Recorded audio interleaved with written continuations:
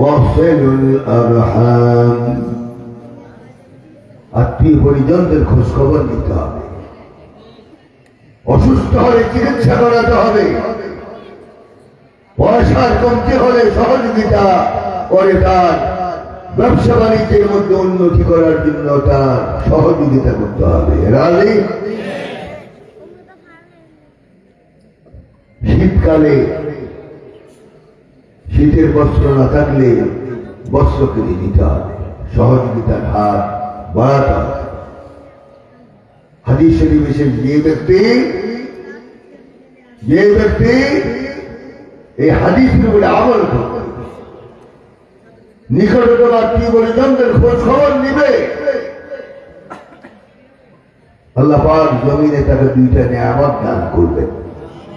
একটা হলো তার হায়াত বাড়ায় দিবে, আর একটা হলো তার রিজিকের মধ্যে কোনো সময় ঘাটতি হবে না। আলহামদুলিল্লাহ বলেন।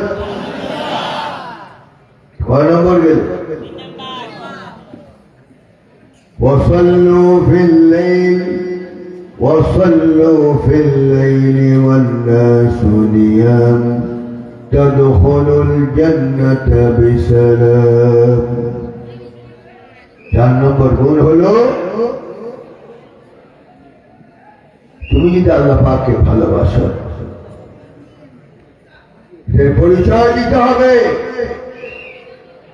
যখন পাড়া প্রতিবেশী আত্মীয় পরিজন স্বামী বিবি ঘুমায়, তুমি জান্নাতে যেতে হলে তুমি ওযু করে গভীর রজনীতে আল্লাহর সন্তুষ্টির জন্য নামাজের মুসাল্লায় তুমি দাঁড়ায় যাও। গভীর রজনীতে তোমার সাথে আল্লাহর মোলাকাত হবে। সুবহানাল্লাহ বলেন না? ইয়ানজিলুল্লাহু তাবারাকা ওয়া তাআলা ফি কুল্লি লাইলাতিন ফি সামাঈদ দুনিয়া। প্রত্যেক গভীর রজনীতে আল্লাহ পাক প্রথম আসমানে নাযিল হন, বান্দার গুনাহ মাফ করেন, অসুস্থ থেকে আল্লাহ পাক সুস্থতা দান করেন, রিজিক কম রিজিক বাড়ায় দেন।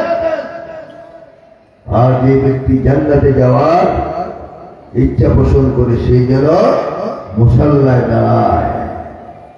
এই 4টা গুণ যদি আপনার মধ্যে এসে যায়, রাসূলের রেজাল্ট দিয়ে দিয়েছেন, তাদখুলুল জান্নাতা বিসালাম, তাদখুলুল জান্নাতা বিসালাম। 4টা গুণ যদি অর্জিত হয়, সহজে আরামে তুমি জান্নাতে প্রবেশ করতে পারবে। এই 4টা গুণ অর্জন